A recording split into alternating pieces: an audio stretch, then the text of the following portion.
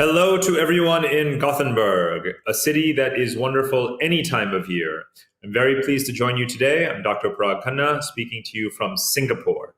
Today we want to talk about the post-pandemic world, global trends and scenarios, and especially matters that are very relevant to you. Let me begin by taking a step back from the current pandemic and emphasizing trends that I believe began before the pandemic but will accelerate in their aftermath. Now, I think this is an interesting approach to take because we live in a time of great uncertainty, but actually there are things that we can be quite certain about. And the shape of the future of globalization is actually one of them. Now, this is also interesting because for many people, when we talk about globalization, there is a very binary set of views. Either globalization is going to collapse and retrench, and nationalism and protectionism will win, or people believe that hyperconnectivity is the future, capital flows, technological connectivity, and so forth, without a lot of nuance in between. The scenario for the reality that does lie ahead, which is that in-between scenario, is what I call continental drift. What do I mean by continental drift? Well, even before the pandemic, the world was very noticeably regionalizing. The three columns you see here represent the trends underway in North America, in Europe, and in Asia, the three principal regional anchors of the world economy prior to the pandemic, and they have in their own way deepened and integrated further during and since the pandemic. Now, overall, this is also quite a different response from the way in which the global financial crisis was handled a dozen years ago. If you remember at the time, treasuries, central banks, international financial institutions came together rapidly to ensure that global supply chains and global trade remained open. Their purpose was to bring about a synchronized global economic recovery, and they did. What's happening today is quite different. There is much more an emphasis on the regional rather than the global. And again, that trend actually began before the pandemic. Let's look at North America. Of course, the Trump administration came into office on a protectionist wave in 2016.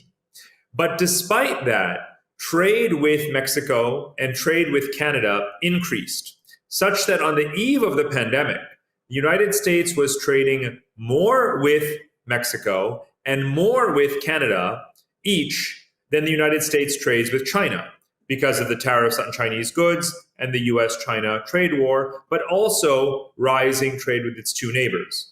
Now, you'll remember that Donald Trump said NAFTA, the North American Free Trade Agreement, was the worst deal ever. He called a lot of things the worst deal ever. But the interesting thing is that at the height of the pandemic, in the middle of 2020, what did he do? He signed the US-Mexico-Canada trade agreement, the USMCA, further deepening North American integration. Now, let's look at Europe. Of course, the common monetary policy and currency has been around for 20 years. But it took the crisis of the pandemic to create a very expansive common fiscal policy. Some call this a fiscal union through the back door. The first initial packet of the bailout, 750 billion euros, almost 400 billion euros as grants to the weaker Southern European countries, the ECB buying most of the new corporate bonds and debt.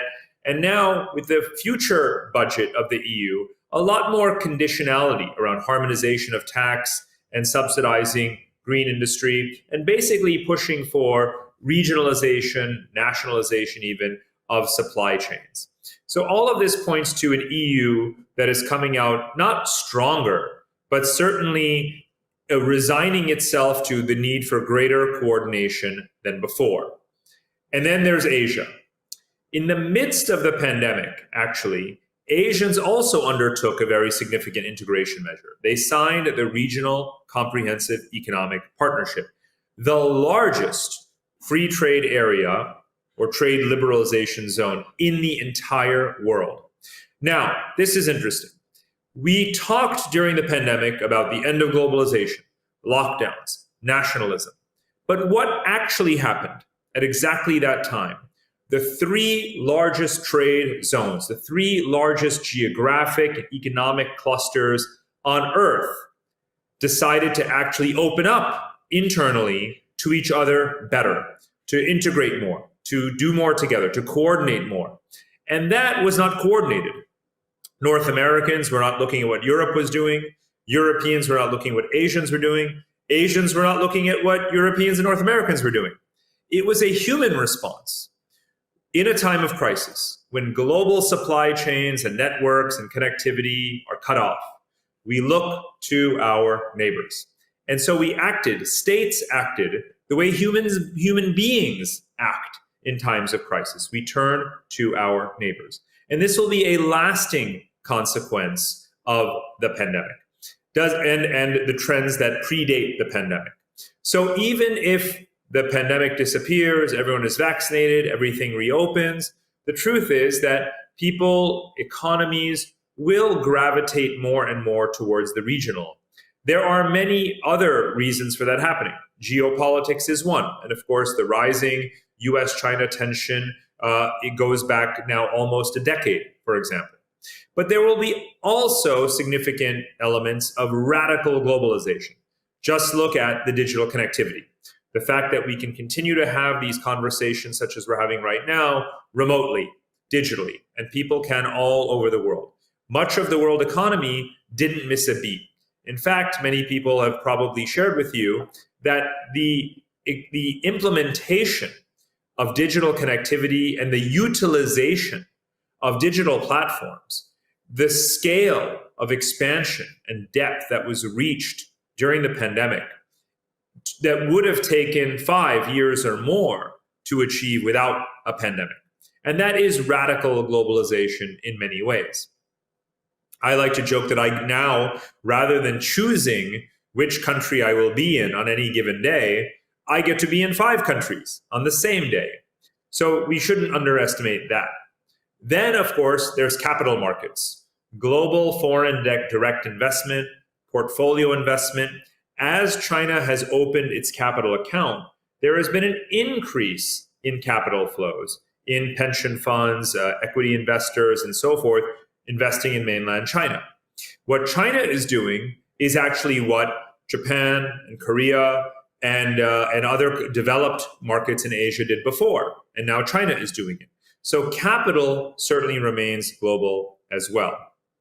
Now, so there are aspects of localization, aspects of globalization. In between is this reality of regionalization, what I call continental drift. It portends a world of longitudes, right? A world in which we might think more in terms of north to south and a little bit less in terms of east to west, or a balance between the two. And this actually is one of the original ideas of geopolitics. Actually, it's great to be speaking to you in Sweden because Rudolf Kjellin was one of the founders, one of the original architects, one of the people who coined the term geopolitik in the 19th century. And he and his contemporaries spoke a lot about the need to have food production available during all 4 seasons in the same hemisphere. The only way to do that would be to think, again, vertically rather than horizontally. So at the time, what was known as Continentalism was a dominant ideology in geopolitics. In North America, for example, it prompted the United States to purchase Alaska from Russia and to begin to move southward with its more imperial policies.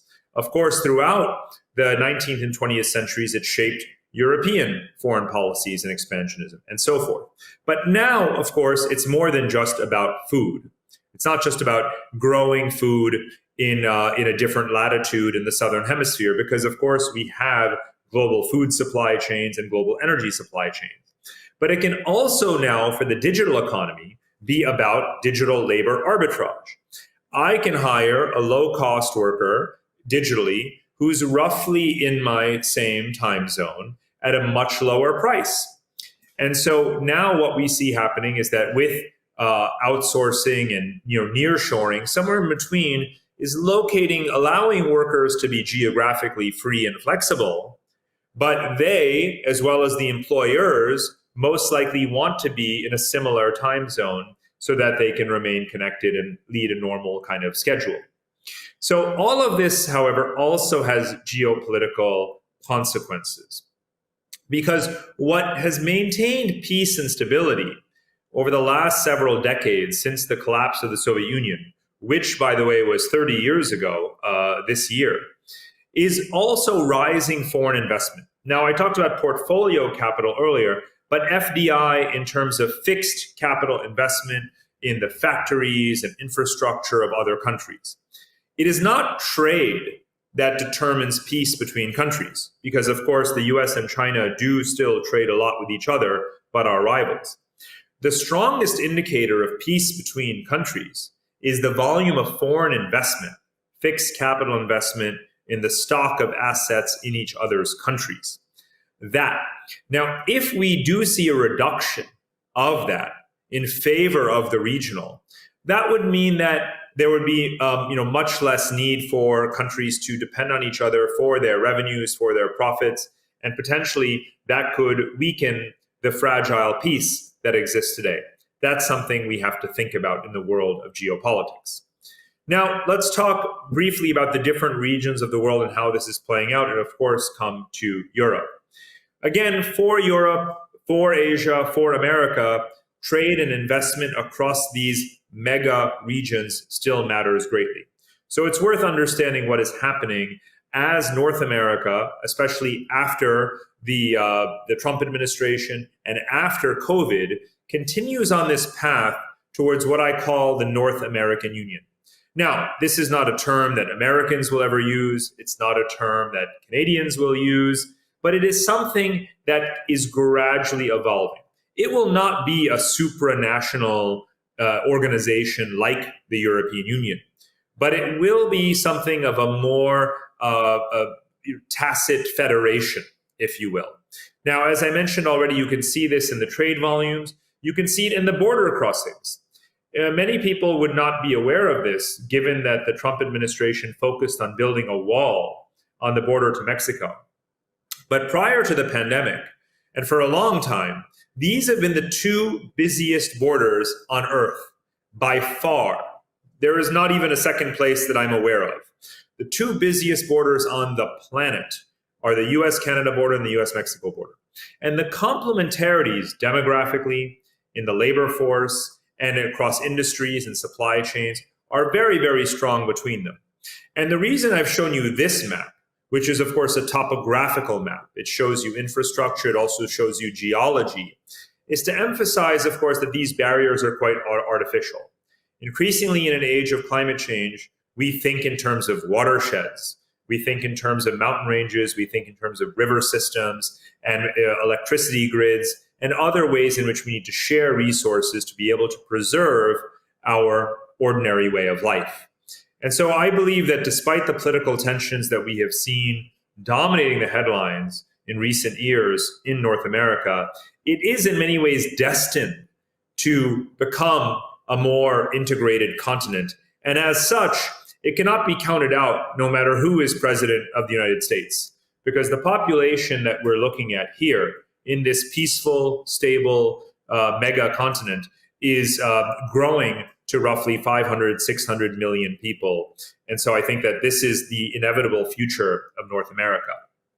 Let's go across the Pacific Ocean to Asia, but also in the context of a global view. If you rank the economies of the world and visualize them in purchasing power parity terms, PPP, you will see that China is already the world's largest economy. And you'll see that India, which is only $3 trillion in US dollar terms, but is about $9 trillion plus dollars in PPP terms. Asian economies are much larger than they appear. Now, it is important to measure them in PPP value because Asians mostly trade internally. They buy and sell goods made in Asia by Asians who are paid Asian wages. So there's no reason to measure their livelihood or their standard of living in US dollar terms. But you do also see that there is this tripolarity: North America, Europe, and Asia as the largest economic centers. Regions such as the Gulf, where trade linkages, exports are quite important, combines for about $4 trillion as well. So the GCC countries. So this is the world organized according to these GDP bubbles. But where will the growth be in the years ahead? We want to look to the future. Now, the pandemic has not changed this next point I want to make, which is that Asia is not only the seat of the world population, right? Nearly 5 billion people, also represents more than half the global GDP in PPP value, but is also the fastest growing region in the world. I call it ascending Asia. We look at Asia and we see mature or giant economic zones or countries like Japan or China. But Asia as a whole is much, much larger than that. And some of the regions that have young populations, like India, and Southeast Asia, and West Asia, are also growing rather quickly. The further you look into the future, the further you see that the aggregate GDP value over the coming 2 to 3 decades is projected to be enormous growth, a tripling or quadrupling or quintupling of economic size in places like China and India and the ASEAN economies of Southeast Asia, and a much more modest rate of growth in the traditional West, in the US and the European Union. So we have to look to Asia demographically and economically to find growth if you are in an export-dependent industry, or even, as I'll mention briefly, when you're thinking about portfolio investment as well. Within Asia, let me spotlight the fourth wave of growth. The first wave of Asian growth was Japan in the post-war decades. Then came the tiger economies, particularly of Southeast Asia, but also Korea and Taiwan. Then came China, which is the third wave of Asian growth. And now, as I mentioned before, you have India and Southeast Asia as two very young regions that have been fast growing as well. So Southeast Asia is very interesting. This corner this is really the diametrical opposite corner of Eurasia from where you are right now. Now here on this map, in this rectangle, you have 700 million people, right? So just about larger than the population of the European Union across a dozen countries. Each of them has a median age that is younger than China, right? This is one of the youngest regions of the world. Only Thailand in the middle has a slightly older population in terms of median age. The GDP of this region, ASEAN, is larger than that of India, with only half the people. Just on the eve of the pandemic, this region was also drawing in almost the exact same amount of foreign investment as China itself, even though its total economic size is smaller than China and it's poorer than China. Still, the amount of FDI coming in was so substantial. The GDP per capita is rising. The economies, since the 1990s Asian financial crisis, and then came the SARS epidemic of 2003, then came the global financial crisis of 2008, and now COVID. This region has been weathering those storms. It has learned to reform much more rapidly. They've learned to open up more to foreign investment, to build higher currency reserves, to focus on export-oriented industries and build their trade surpluses, to control inflation. So this region is doing a lot of things right. Now that we are in another crisis, this is also a region that is putting the lessons to the test very quickly. You see a rapid response in issuing more public debt in local currency. They are investing much more in, fiscally being expansive and helping to support families and SMEs. So the economic recovery here will be very strong. And of course, they are further integrating, as I said at the beginning, through the regional comprehensive economic partnership, bringing down barriers and establishing those complementarities so that they can also ride the geopolitical momentum and capture more of the investment that countries are afraid to put into China. The geopolitical coalitions that are forming right now are purposely looking at these countries to produce automobile parts, pharmaceutical equipment, telecommunications equipment, and many other things, so even semiconductors, so that there is a reduced dependence on Taiwan, for example. And in all of these other areas, a reduced dependence on China as a whole. So the geopolitical tailwinds are pointing to a large degree in this direction. Now, I mentioned the demographics, and I really do want to emphasize this point because it will circle back to solving the European demographic dilemma. The point here is to say that if I had to summarize the future of humanity in 2 words, the 2 words that I would choose would be Asian youth. Asian youth are literally the future of the human species. Already, it is one of the, perhaps the largest, most coherent group of individuals in the world. There are basically 2 billion young people in Asia. If you look at the bottom of this chart, the bottom chart here on the lower right, you see that just the number of working age millennials is 822 million people. Versus, if you take the entire Eurozone, it's only 63 million people. Now, youth is much more than just working age millennials. It's all of Generation Z, the millennials, Generation Z, and Generation Alpha.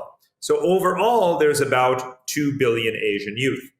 And within Asia, even though the youth population in China will decline over time, given the aging population and the one-child policy, it will continue to rise in Southeast Asia and in West Asia. So demographically speaking, this is the place where you want to be doing business if you're looking abroad and you're looking for consumer markets or geographies where infrastructure modernization is necessary and so forth, because this is where the young people are. Young people who are moving to cities, young people who are consumers, young people who are ambitious and want to travel, and so forth. Now, let me emphasize this point, because if you want to understand the future globally, you have to look at the global demographic data. Now, I said that Asian youth represent 2 billion people. Now, globally, the reason that Asian youth will be a driver of global demographics into the future is because the world population has basically hit a plateau. In the next 10 to 12, maybe 15 years, we will reach what I call peak humanity. The maximum number of people that have ever lived will be alive at the same time. And that number will not be 15 billion people, right? That was the number that we thought it would be as recently as the 1990s. Instead, we're looking at more like 9 billion people. So we're almost there, actually. And something that's very interesting, but also very scary, even sad, is that today's children, today's toddlers, babies, Generation Z, were expected to be larger than, are larger than the millennials. But Generation Alpha, who are today's babies, were supposed to be a larger generation than Generation Z, who are today's youth and teenagers. As you can see, over the past century, every generation has been larger than the one before. But that is not going to happen.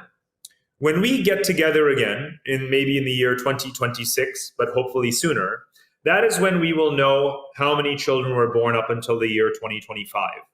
And in all likelihood, Generation Alpha will wind up being smaller than Generation Z was. So today's Generation Z is the largest generation in the history of the human species. But it's also the last. And each generation may likely get smaller from here. Part of the reason is because we have had 2 successive baby busts. There was the baby bust of the financial crisis of 2008. Fertility went down everywhere in the world. And now there's the COVID baby bust that you've probably been reading about.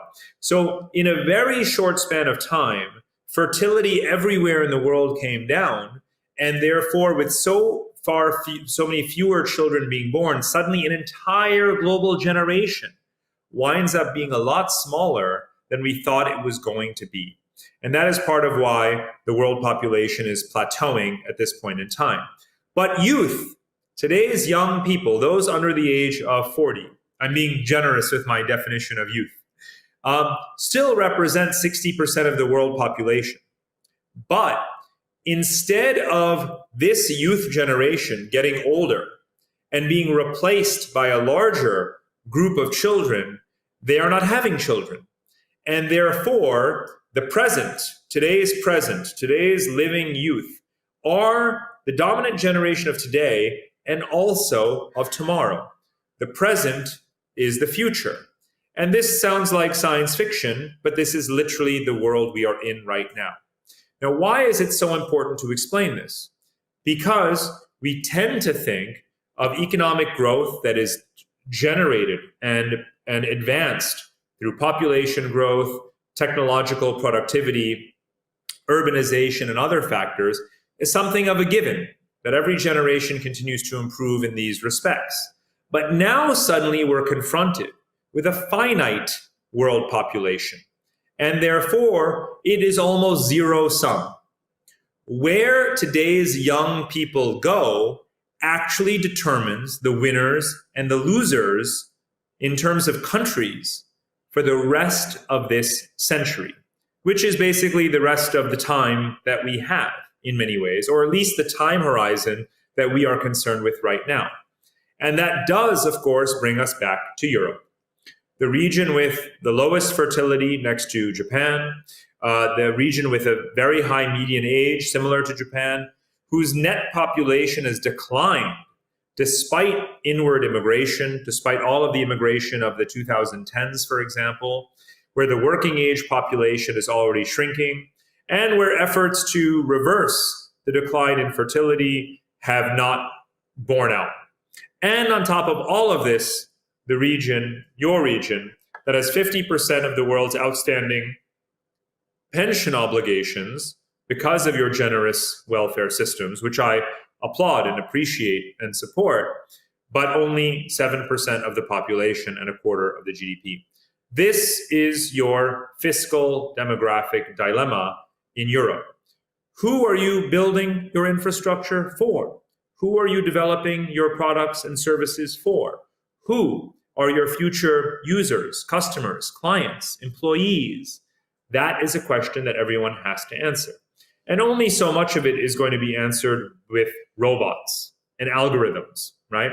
And the truth is, robots and algorithms may help you raise productivity and save on labor costs, but they aren't consumers who use your products and services and utilize your infrastructure and transportation and other devices and investments that you have made over generations. So we do have to look at the migration patterns of the world as they have been and as they will be, because you have to engage in that war for talent for young people in your geography or in the markets you operate in. So prior to the pandemic, migration had found a fairly steady pattern around the world. And actually, many people are surprised that the largest stock of migrants within any region of the world is actually still the circulation of people in the former Soviet Union, crossing borders between Russia and Ukraine or Kazakhstan, Georgia, and so forth, right? Then you have the South Asian workers in the West Asian Gulf countries. You have the Latin Americans in North America, Africans within Africa, Europeans within Europe, of course, Arabs and Turks into Europe, and so forth. So these are roughly these have been the steady patterns. But what comes next might be different, because we have these tremendous demographic imbalances between the aging societies with very few young people in the north and the teeming societies of young people in the south. And how will those be corrected over time is one of the central questions that I sort of spend my time thinking about. Now, this is a map generated by NASA. And what NASA is demonstrating or depicting here is what is called the suitability change. Green means places that are becoming more suitable for human habitation, and red means less suitable. So red does not mean that you cannot live there, but red means that it's becoming less and less suitable. So you can see continent by continent, region by region, what the anticipated change is. You can see things with great specificity. If you look at one of the arrows pointing from Africa to Europe, it goes right through southern Greece, where the wildfires have been breaking out. If you look at the red patch in the United States, you know that those are the drought regions, and they call it a mega drought. You know that that there is a significant environmental stress in the Amazon as well, of course, across the Sahara and the Sahel. And look at India, which is actually the most populous country in the world. Now, by the way, China just had a revised census. They were off in their reporting of the Chinese population by 126 million people. Oops. The Chinese population is actually 126 million people less than we thought it was, right? That's what happens when you do a census every 10 years, right? So India is larger than China demographically, and look at the color. Most of South Asia is becoming unlivable. You have typhoons in some places, and you have drought in other places. The water table is falling. Of course, it's immensely poor. And yet, at the moment, it's growing fast. The question is, where will the Indians go from India? One of the things that I'm looking at is the size of diasporas. The Chinese diaspora is the world's largest, 50 million people. But owing to the geopolitical tensions and the aging population and the economic opportunities in China, many Chinese are actually going back to China. But the Indian diaspora, which presently is about 20 million people, is actually going to expand as Indians and Pakistanis and Bangladeshis leave South Asia and spread out around the world. So I predict that in the coming 10 or 20 years, the Indian diaspora, or the South Asian diaspora more broadly, will be much larger than the Chinese diaspora.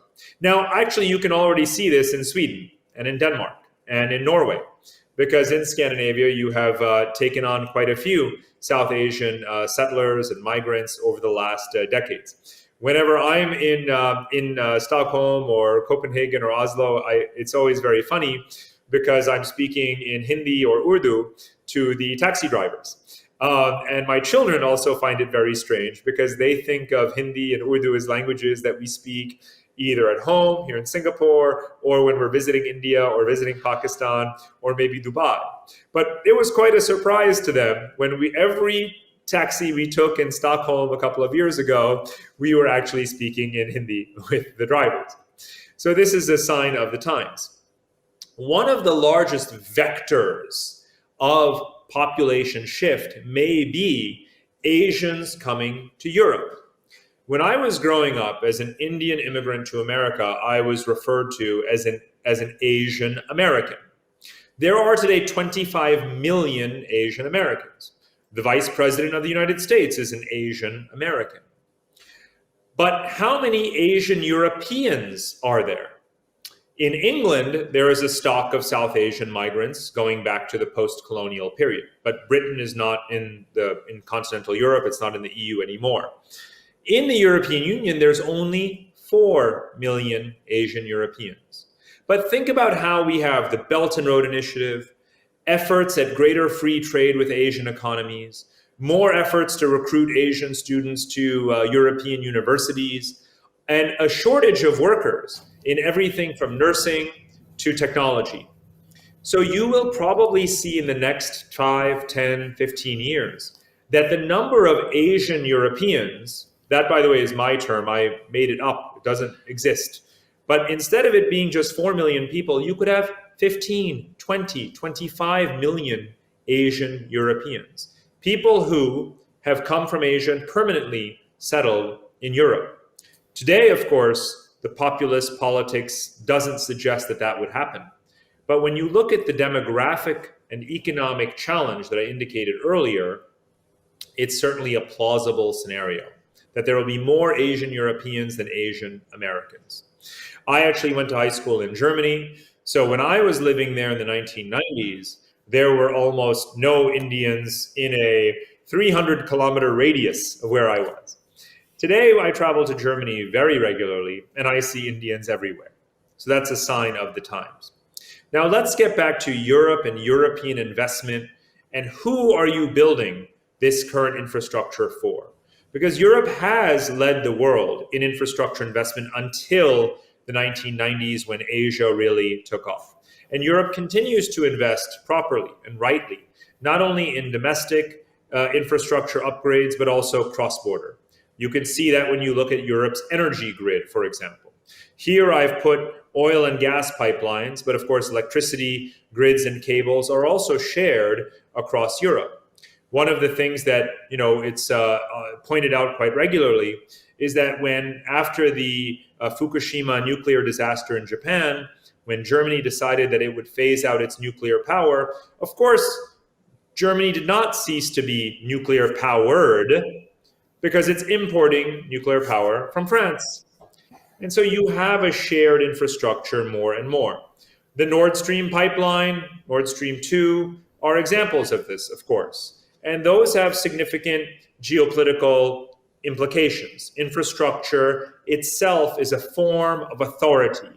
Infrastructure changes the way countries relate to each other, and even whether they can think of themselves as sovereign when there is a corporate sovereign sometimes that is linking them. And this is the new world of what I call connectography. Now, when it comes to the energy grid, that was the example I just gave you about electricity, it's geopolitical also because on the one hand, Europe is making very significant investments in renewable energy and will certainly continue to lead the world in emissions reduction and meeting emissions reduction targets, whether it's the Paris Agreement or the upcoming COP26 summit as well. And in doing so, it will reduce its dependence on oil and gas imports from Russia. With the Nord Stream 2 pipeline, what's interesting is that on the one hand, it makes Eastern European countries, such as Ukraine primarily, feel more insecure because now they will not earn transit fees, and because Russia does not need to keep that terrain peaceful in order for its oil to reach Europe. But if you actually look at the map of European pipeline networks, those are the present and those are the future, it is very plausible that there could be more reverse flows. Russian oil to Germany or Russian gas to Germany, and then build reverse routes that bring it through Poland back to Ukraine. And indeed, part of the reason that the Biden administration signed off on the completion of the pipeline during Angela Merkel's visit to Germany recently is because they made a commitment that they would invest more in those reverse flows. Now, that's not the only kind of infrastructure, of course. What matters as much or more to you is transportation. And in transportation networks as well, Europe is leading the way in things such as undersea tunnels and new rail investments and so forth. Outside of China, Europe is still innovating in this way to really tie European populations together. Some cities are even talking about hyperloops, for example. And in general, the marketplace for shared services in the transportation sector, the financial sector, and otherwise are growing thanks to fintech and many other areas. So the common European space is one where the infrastructure is still getting more and more connected, and therefore, even as sovereignty starts to continues to diminish, that population pool that needs to grow and the catchment area for the services economy and the goods economy and infrastructure can remain robust. But as I said before, it is that nexus of infrastructure and immigration, right? Who are you building your infrastructures for? For which sectors of the economy, or which people, or which residents of the present and the future? And those are questions that have to be answered when you're making your business plans and your economic models. Now, a couple of my maps have shown you a view of the North. Let's look at the world literally from the perspective of the North Pole. Now, I think the Arctic economy is a very promising, if again, accidental emergence in light of climate change and the melting of the polar ice cap. And the new shipping routes that are opening up promise significantly reduced shipping times, for example, from the far east of Asia through the northern route over Russia and past Scandinavia down to Western Europe. So I think that this is going to be an interesting development geopolitically, commercially, in terms of supply chains and transit, and in terms of course, geopolitics as well, as populations are likely to rise. I have been going to northern port cities for some time, even to Kirkenes in northern Norway, and looking at the growth in the Arctic economy, if you will, in many countries, whether it is natural resources or whether it is simply their role as trade corridors or real estate destinations. This is a very gradual process, but there's no question that it is underway, given the map that I showed you earlier about the ways in which the suitability of geography is changing. So what are the future centers of our future world population of 8.5 and eventually just less than 9 billion people? And I have been on the search for what I call climate oases, the resilient zones, if you will, for future populations.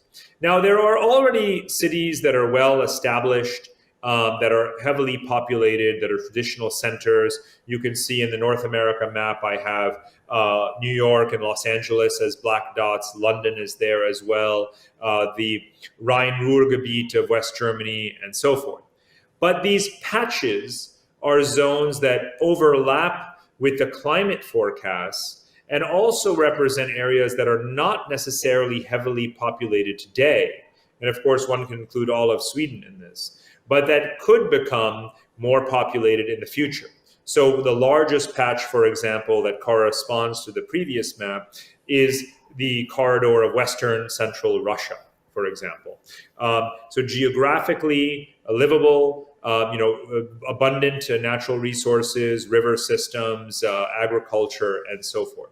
And some of these geographies are quite less known and less explored, and certainly don't factor into our daily thinking, like the Caucasus region, for example, or the northern parts of Thailand, and so on and so forth. So in my new book, Move, I have actually gone around the world and given a profile of each of these regions, demographically, economically, and also climatologically. Now let's remember that no place is perfect. No place is an island. We have seen forest fires in Greenland and in Siberia. The forest fires of Siberia have caused air pollution in the North Pole. We are in one interconnected ecosystem. But as human beings, we have an instinct that is known as fight or flight. And we are looking for relative stability, ecological, social, economic, political. Places that are simply better than where we were before. And that, in that sense, some of these geographies, their politics will change, their immigration policies may change, their suitability, their habitability, their popularity will change over time. And that's why I'm trying to make an analysis of potential future geographies of growth that you can think about in terms of the geography of providing services, of investing in infrastructure, and of investing in real estate and other asset classes. So in short, that is a tour of the world, a tour of the past, present, and some scenarios for the future. And I look forward to continuing the conversation with you. Thank you very much. Thank you so much for that, Parag. That was truly inspiring and definitely thought-provoking. And as always, when you listen to interesting speeches and interesting people, there are a number of questions going through your head, and I know that that is what has happened with our audience too. So I would like to ask you a few questions that has popped up during the session. And starting then with the speed of change, we talked about how some trends have been accelerated during Corona and some have changed and so on. What do you think about the speed of change if and when we eventually come out of the pandemic? Will that slow down again, or will the speed of change continue to increase? What's your best guess on that one? I'm fairly confident that the pace of change will remain at this elevated rate that it is right now. And the reason is because a number of reasons. One is the recomposition of our stock market indices in favor of technology companies that have amassed tremendous revenues during this pandemic. They've delivered the highest growth. They've become trillion-dollar companies like Amazon and others, and they will continue to invest at a breakneck pace in completing their mission, right? They have a predetermined mission to build connectivity, to expand supply chains, and they have the capital to do so. So for them, the end of the pandemic is no reason to slow down, it's a reason to speed up. So technological connectivity, infrastructural connectivity, and all of those investments are certainly going to accelerate. And again, those enable our habits, our instincts to remain connected, to be connected, to do our work digitally. It doesn't mean that we will never travel again, of course. We'll see continuous innovations in areas like electric aviation, right? Whether it's helicopters or small aircraft, for example. So finding sustainable ways to remain connected and sort of digitize and so forth is going to remain a major focus, and therefore the climate pressure and the fiduciary pressure, the regulatory pressure to innovate will also be an accelerant for the overall rate of change in our societies. And I think that many other social policies will change. Again, immigration policy. We have made, we meaning say Western societies, Western and European populations have been very, on the fence, conservative, cautious about immigration for a long time and remain that way. So that's nothing new. But the demographic crisis that we have been talking about for 10 years, 15 years, is about to actually become worse. And therefore that will have a collision with populist politics. And so I do anticipate changes in immigration policy as well. So the war for talent, as I call it, will absolutely accelerate as well. I see. Thank you for that. And given your expertise and the projections you have been given for the future, if you were to translate that into some do's and don'ts for a company like Stena, what would those do's and don'ts be? Well, do remain global to the extent that it is, serves your interests. When I look at multinational companies, so many of them have the largest share of their revenue coming from Asia, for example. That's not the case with you, but it's the case with many multinational companies. And so taking those profits from abroad and investing in innovation is something that one must do to be competitive. Because in every market where you are present, you are seeing Asian competitors coming in. Asians dominate Asia, let's be clear. Chinese products, Japanese products. Apple has like a 2% market share in China. The world's largest company has only 2% market share in China, right? But for other companies, Asian revenue is 30, 40, 50, 60% of global revenue. So find those geographies of growth and do invest in them and invest in growing in them, because one of the things that Europeans have to remember is that your products, your services, your engineering, your competence, your regulations, your standards are the best. And I find that Europeans often lack that confidence, which is terrible.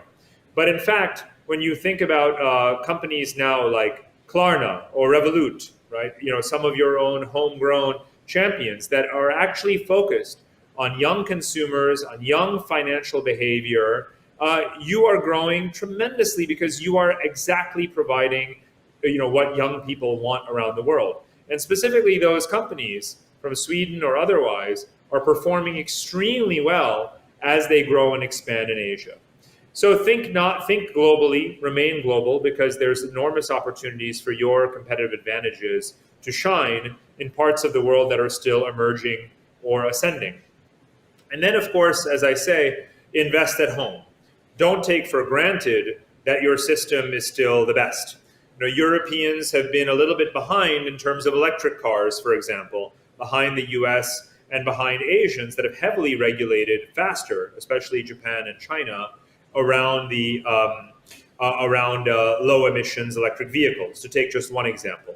When it comes to artificial intelligence research, Asians are also very strong. So the competition is global, and you have to continue to invest in innovation at home. One thing also is, again, branding Europe as the safest and best destination in the world for talent. And that is actually true. From the climate maps that I showed you, it's very clear that Russia and Northern Europe and Canada are going to be the most stable climatological geographies of the future. There's nothing you can do for or against it. It's obviously a lucky geography that you have. But you still have conversations in which people say, well, the best and the brightest, will inevitably wind up in America and so forth. But no, that's not true. Because as I mentioned earlier, the growing number of Asian Europeans suggests that top Asians are saying, maybe I won't go to America, where it's very far away, where the tuition is very high, where there's anti-Asian sentiment, where there's a lot of political polarization.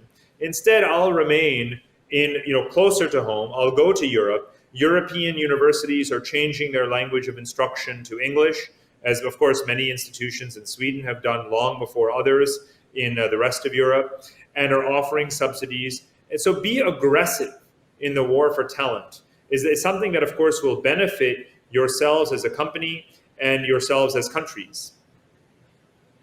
And building on that, what would be your one advice to us when it comes to tapping on to the huge potential of Asian youth and winning the war for talent when looking for the Asian Europeans coming? What would that be? Could you give us one or maybe two advices? Sure. Well, European countries, some of them have the blue card system, which is the alternative to the American green card. And in some of those countries, the number of applicants is lower than the number of visas being offered, which I find really strange. That's obviously a branding problem. When you live in the finest region of the world, the most modern, safe, developed, stable countries on the planet Earth, and not enough people want to come to you, you obviously have a branding issue, right? So that's why I say, be aggressive and reach out. I think part of it is, of course, cultural, but there's also generational change. Younger Europeans are more open to immigration. They have grown up with it. They are definitely cautious, rightly cautious, about immigration without common values, right? Without assimilation. I'm a very strong advocate, not just of open borders for everyone, right? I would not suddenly say, let us bring 100,000, Afghans to Sweden.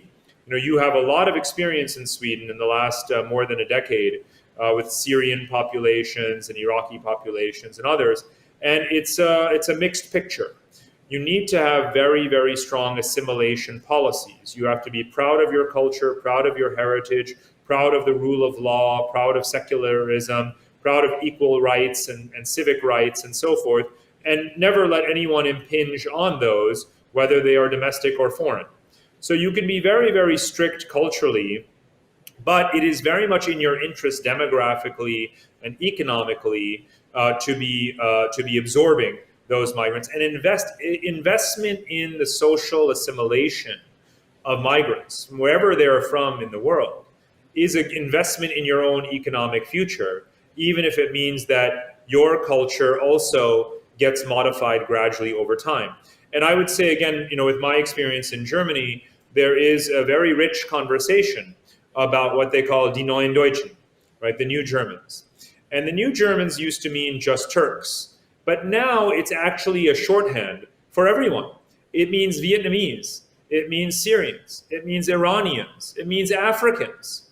There are almost 1 million Africans now in Germany.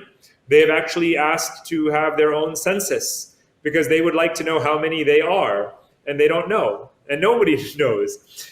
But what I see in Germany, having grown up in and out of there, is that the effort that Die Neuen Deutschen are making to speak German is really amazing.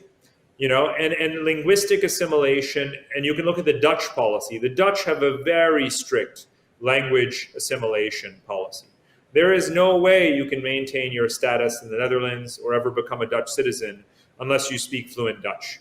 So investing the social resources or allowing the private market to thrive in assimilation policies and teaching people Swedish and English, for example, at the same time, is actually an economy unto itself. It builds ties and allegiance to Sweden, and it makes you a hub for the circulation of talented people. All of that can happen if we think beyond narrow confines of pro or anti-immigration.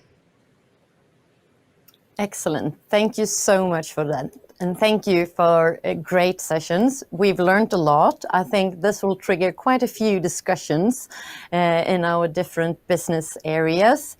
So once again, thank you so much for joining us. And we look forward to reading your book. That will be super exciting. So bye for now. Bye-bye. Thank you so much.